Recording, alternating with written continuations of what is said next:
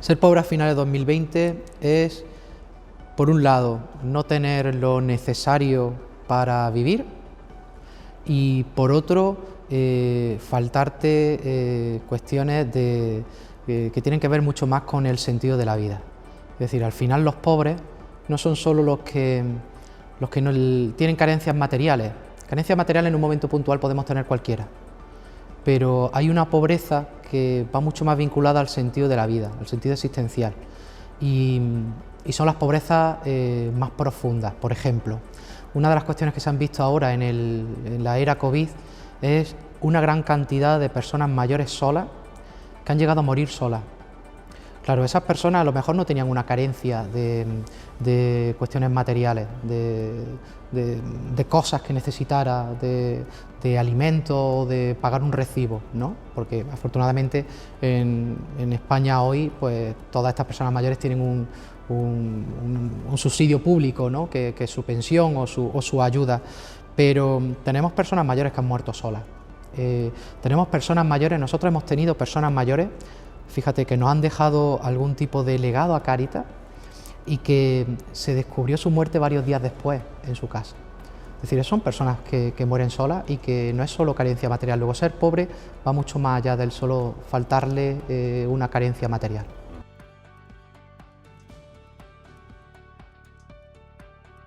Absolutamente. La pobreza es multidimensional, la pobreza no conoce de edades, no conoce de procedencia, no conoce de opciones políticas, culturales. La pobreza tiene muchos rostros, sí.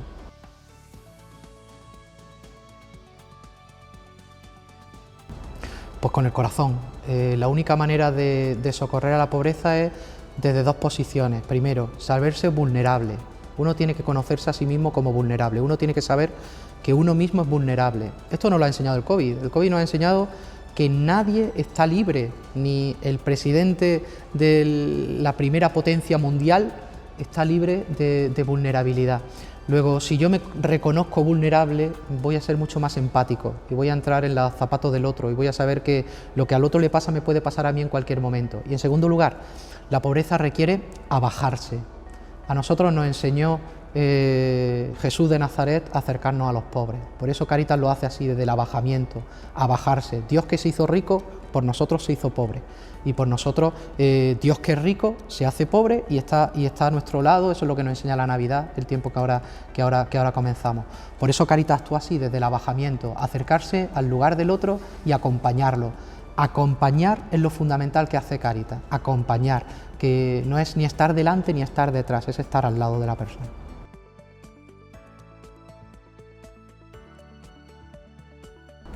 La caridad bien entendida empieza siempre reconociéndose en el otro, reconociendo al otro como un hermano y reconociéndome a mí mismo como alguien que camina junto a la persona que está al lado mía, sin hacer ningún tipo de distinción o de distingo más allá del reconocer al ser humano y a la dignidad profunda que hay detrás.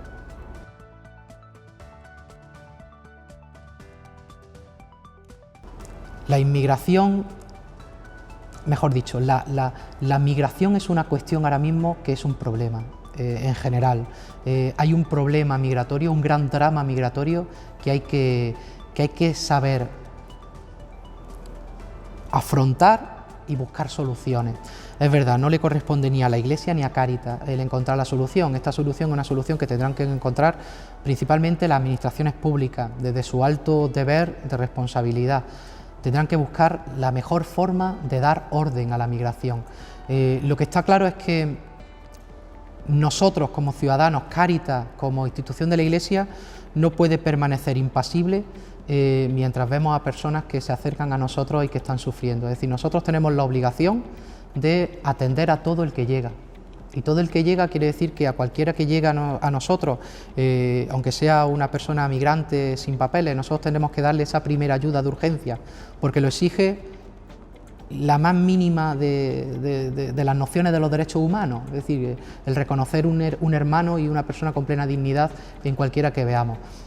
Eso no quita que las administraciones públicas, que los gobiernos, los estados, además, ni siquiera el Estado español, sino toda Europa, porque es un problema de toda Europa, tendrá que ver la mejor solución para ordenar todo el problema migratorio, ¿no? El problema migratorio ahora mismo es un problema global, forma parte de la gran globalización en la que estamos, en la que vivimos con países pobres, muy pobres, y países ricos en la que hay nuevas oportunidades, y obviamente la globalización afecta no solo al comercio, sino que afecta también a la migración y al tránsito de personas. Pero siendo así, yo siempre me acuerdo del grito del Papa en Lampedusa.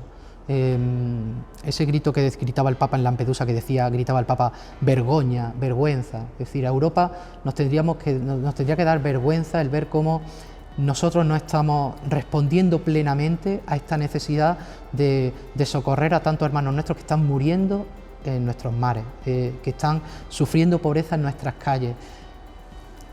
Es verdad que la migración tiene que tener una solución pública, tiene que llegarse a una solución pública en la cual los estados lleguen a regular una migración que sea sana para todos y que también vaya buscando el evitar estos dramas, que hay que hacer una lucha grande contra las mafias que se aprovechan de esta situación de estas personas, pero a nosotros como Cáritas y como Iglesia solo nos queda acoger y acompañar y ayudar a todo el que llega a nuestras puertas.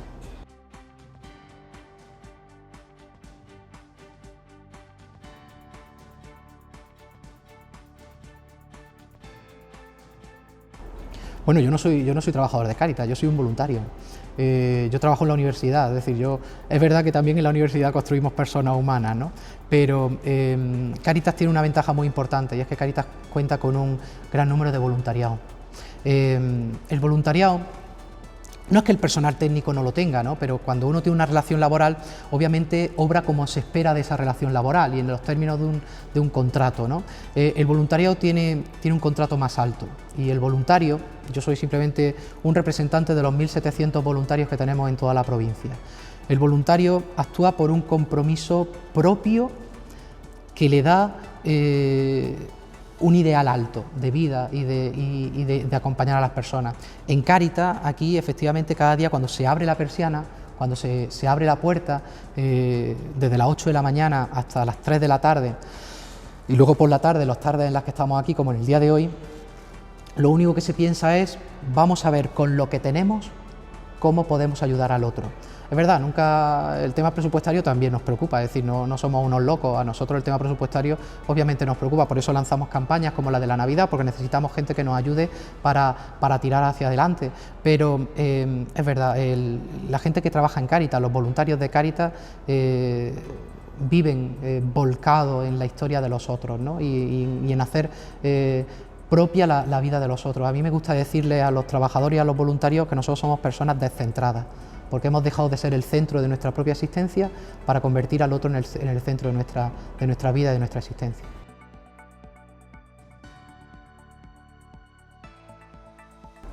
Bueno, es un milagro, absolutamente. Quiero decir,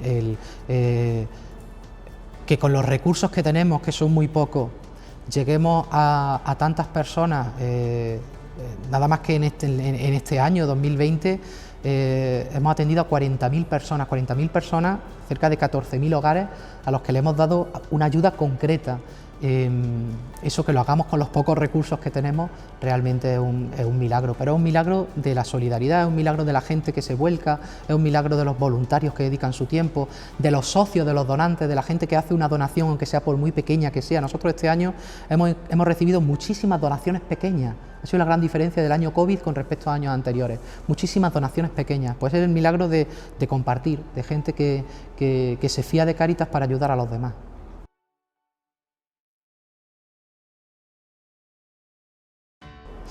Yo soy muy enemigo de algunos términos que se están usando en la era COVID, sobre todo porque el lenguaje nunca es inocuo.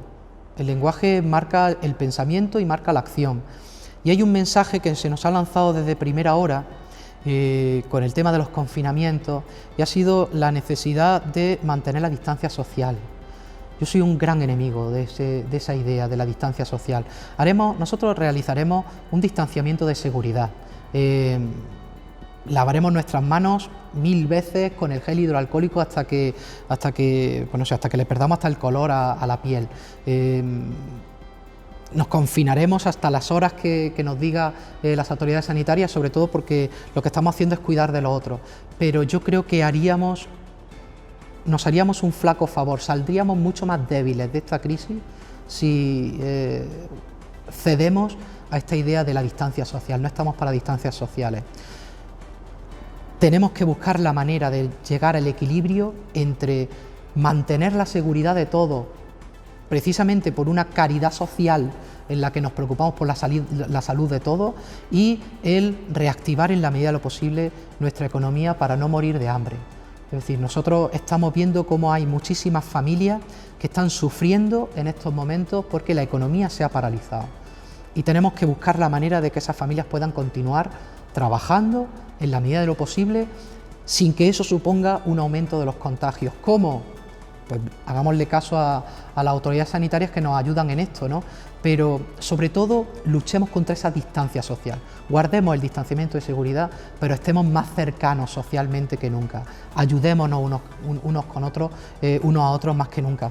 Ya decíamos al principio de la crisis del coronavirus que de esta crisis teníamos que salir todos, que teníamos que salir más fuertes, y es un mensaje que parece que se ha ido aflojando últimamente. Yo creo que es importante recuperar ese compromiso. Hay que salir más fuertes, y salir más fuertes significa salir todos y no dejar a algunos en la estacada, en las cunetas de la vida.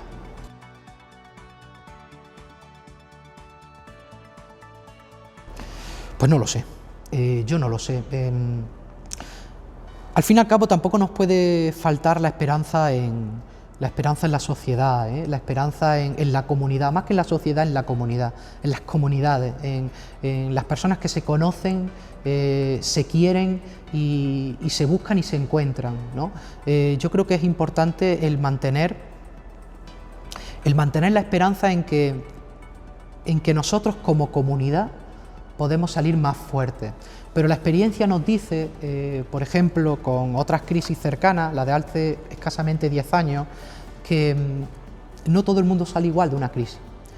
Y es importante que pongamos en este momento todo el empeño posible para que todos salgamos mejor de la crisis.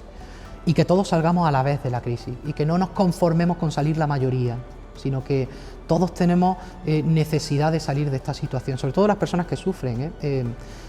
En la anterior crisis nosotros veíamos familias con menores, familias con hijos menores que a lo mejor hacían solo una comida fuerte al día. Padres que se iban a la cama sin tener prácticamente nada que darle de cenar a sus hijos.